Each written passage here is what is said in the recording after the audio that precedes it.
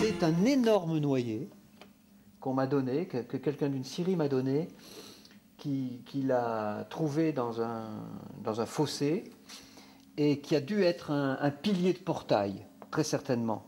Pourquoi? Parce que là, il y a un gond. C'est une forme dont j'aurais eu une perception inconsciente en passant plusieurs fois à côté de lui, mais dont je ne me serais pas rendu compte. Et donc, du coup, c'est quelque chose que je vais, au fur et à mesure de mon travail, remettre ou mettre plutôt à découvert, comme on pourrait découvrir quelque chose, un tissu sur un objet qu'on va du coup découvrir sur ce tissu. C'est Michel-Ange qui disait qu'il n'y a qu'à enlever le surplus, quoi, que la sculpture elle est dedans.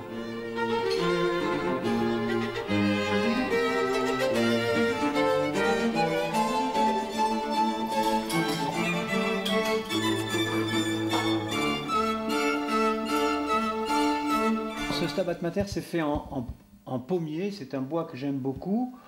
D'abord c'est un bois assez dur mais qui se laisse travailler plutôt bien.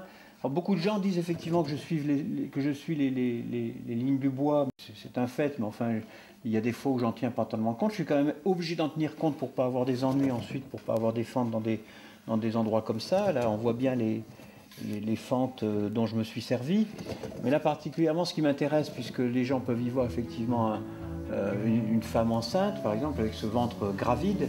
Ce que j'ai trouvé d'assez intéressant, mais je l'ai découvert après coup, c'est qu'en fait, je m'étais servi d'un renflement du bois, mais dont l'origine était ce que j'appelle le noyau chosique, c'est-à-dire quelque chose qui se passe vraiment à l'intérieur du bois et qui en est l'origine et qui a donné d'ailleurs les directions et la forme du tronc lui-même. Et là, on voit effectivement ici une espèce de nœud autour desquels tournent toutes les fibres du bois et qui avait donné le renflement au tronc qui était à peu près comme ça. Et donc on a là, pour ce que j'appelle moi ma transanatomie, une correspondance entre ce ventre gravide et en fait quelque chose qui pourrait être et l'embryon de la forme du tronc et l'embryon d'une grossesse. C'est un tilleul.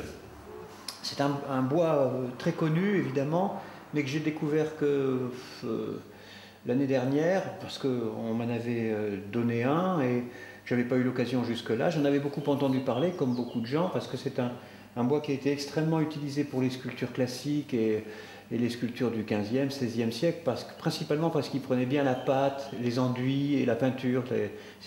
C'est du bois qui a été très utilisé pour les polychromies. C'est un bois que je trouve très intéressant pour sculpter parce que c'est un bois qui a plus un grain qu'une fibre et donc on peut obtenir des précisions et on a peu d'accidents avec un travail sur ce bois-là, ce qui permet de travailler des courbes comme ce que j'ai fait là, des ogives qui d'ailleurs se marient généralement assez bien avec les voûtes des lieux où je les ai exposés dans les salles romanes du coin. Voilà, ça s'appelle du féminin, ça s'appelle les gladiateurs. Il y a à la fois un mélange à la fois entomologique, si je puis dire, puisque on pourrait prendre aussi ça pour des élytres ou des carapaces de coléoptères, et d'autre part aussi très anatomique, puisque c'est travaillé comme des abdominaux qui se dégageraient sous une cuirasse, comme ça. Et donc c'est pour ça que j'ai appelé ça les gladiateurs. C'est de l'amandier, c'est un bois extrêmement dur. C'est le bois le plus dur que j'ai pu travailler, on y casse les gouges, et c'est d'autre part un bois qu'on ne trouve que très rarement dans la région, ça c'est très accidentel. J'ai pu le trouver chez une brave vieille dame qui me l'a donné avant de le mettre au feu, et je m'en suis aussi servi de cet amandier pour faire un des deux larrons, celui qui est au sol, dans la descente de croix qui est actuellement exposée à Autun. C'est un très grand cerisier qui vient d'un champ pas très éloigné de ma maison. Très long travail, j'ai dû travailler de manière comme ça, très épisodique, au moins 4 ou 5 ans sur cette sculpture, qui est donc, comme vous le voyez, pendue. Parce que je ne savais pas bien comment la socler. Je n'arrivais pas à penser à pouvoir la socler par le bas, je l'ai pendue.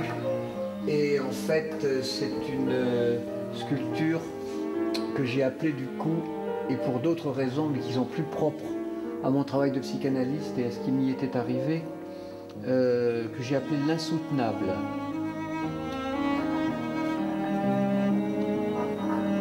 habituellement présenté dans une cage en acier. Ça dégouline un petit peu de partout, un petit peu comme une peau d'écorché, ou quelques visiteurs m'ont dit aussi que ça pouvait ressembler à une espèce de cascade chinoise.